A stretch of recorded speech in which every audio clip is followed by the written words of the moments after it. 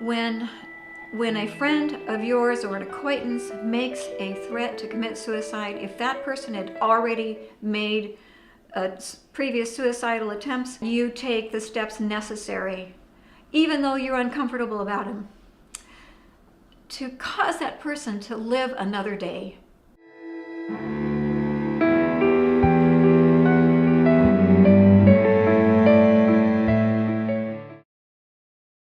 I've been asked on many occasions on why I wanted to do this documentary and why would I choose to do it on such a unhappy subject matter, a subject matter that maybe a lot of people might not want to watch because it's hard for people to face. But unfortunately, this is something that I have had to face many times in my life through my family and friends and coworkers that I've met along the way. And what I discovered was I wasn't the only one. It was probably around when I was 8 years old that I started noticing that I was very angry a lot of the time, which is understandable. But the depression came in around the same age. My biological father and my biological mother, they were like, you know, they got divorced really early on in my life. I first had to deal with this as a child when I was 15 years old.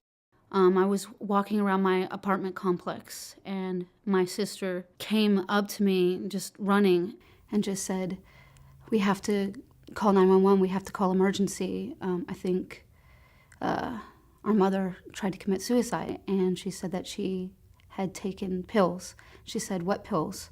And she looked over on the floor and she goes, "All of them." 911 came and they took her to the hospital. They pumped her stomach.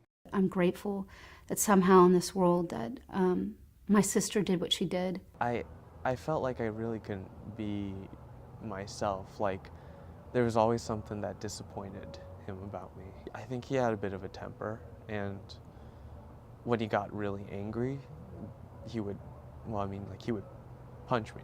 And I was literally, I think, terrified of him. You know, just growing up, I was literally terrified of living in my own house. The night that he chose to commit suicide, I had an invitation to go spend a slumber party with some of my friends that I'd known for years, and it was and so I told Sterling, "Hey, I'm going to go spend the night with my friends." And when I was pulling away from the car, you know, I had started the car. And just as I was pulling away, it felt as if he was saying to me, "Mom, don't leave me. Mom, don't leave me." I mean, just, you know, like, whoa, where's that coming from? I don't know where it was coming from, but it had happened to me. And I thought, oh, I'm just going to ignore this. And so I left. Well, I never really thought life was too bad until later on when I was older. And I'd wake up in bed, and the first thought in my head was, why? Why did I wake up? You know, why didn't I just die in my sleep? And then I came out and got ready to get in my sleeping bag, and there was a knock on the door, and a sheriff was there, and I grabbed my things and left for the hangar. Mike had found some rope. When I'd found the rope, it was such a hard rope. It was just painful to look at. And he'd tied it up on a rafter that was exposed. And, you know, that's what a lot of people don't get about depression, that it's not just feeling sad, it's not just feeling down. It's feeling, you know, it's complete and utter despair. My sister visited my mother in the hospital, and she asked her, "Why did you do it?" And my mother said, because she just didn't want to deal with the pain anymore.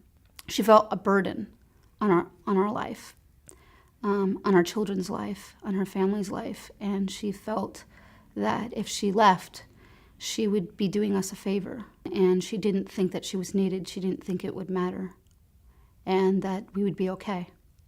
And my sister said, "We will not be okay." I just think that if you really did show someone that you give them your time, like really show them how much effort you're putting into them, like almost to the point where just like, it doesn't have to be all the time. It just has to show some effort, you know, to actually caring about the relationships you actually have rather than just throwing them away. Find a purpose, whether it's volunteering or, I don't know, even your job, but find something that gives you enjoyment. Find something that's going to let you leave a mark. What I did was volunteer at a wildlife rehab center, and no matter how dark my thoughts get, that one remembrance that my touch, you know, what I've done here will live on so long as brown pelicans exist in the world. If I could tell my son anything, I would like to tell him that I'd like to have a chance to do this over again. It's an uphill battle, and honestly, I can only say is urge them to seek help and let them know, you know, tell them you were there for them through their recovery and through, you know, whatever it takes to get treatment. When I first embarked on this journey, I thought that it would be very easy to get a certified therapist to discuss the preventative measures of suicide prevention. What I did learn that the best means to get help for someone that you care that is suffering through suicide is actually by calling 911.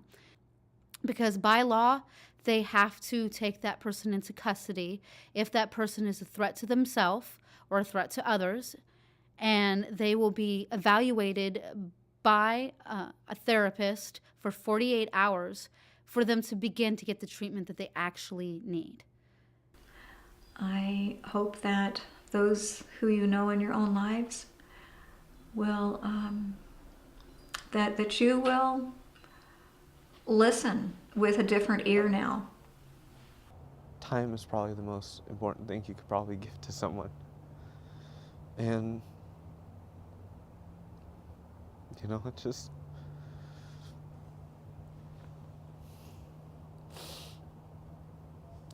just think that people forget that. Because every human being has a need to belong and to be understood. And if that person doesn't have a sense of belonging and being understood, you know, we all have had, well, most of us have had moments in our lives where we haven't been understood and it feels quite lonely, or we haven't belonged. And so when we know that there's a chance that somebody's going to actually take their life, take them away from whatever it is that's keeping them feeling unloved and misunderstood. My mother made a vow in that moment to never do it again. For her, for us. And I'm glad she did. I see her smile now. That's something I didn't see growing up. She starts appreciating the little things, the little moments around us. And another thing, she hugs me now. The two of us being able to understand that we can connect and to be able to have that is just, it's strange, but we've actually become best friends. What I discovered on the course of doing this documentary is that 100% of the time, the reason why people chose to live, what got them to hold on for one more day, was actually the love, care, and attention of other people, either family, friends, co-workers, showing them that they will be missed, that they do matter, and inspiring them to stay a part of their lives.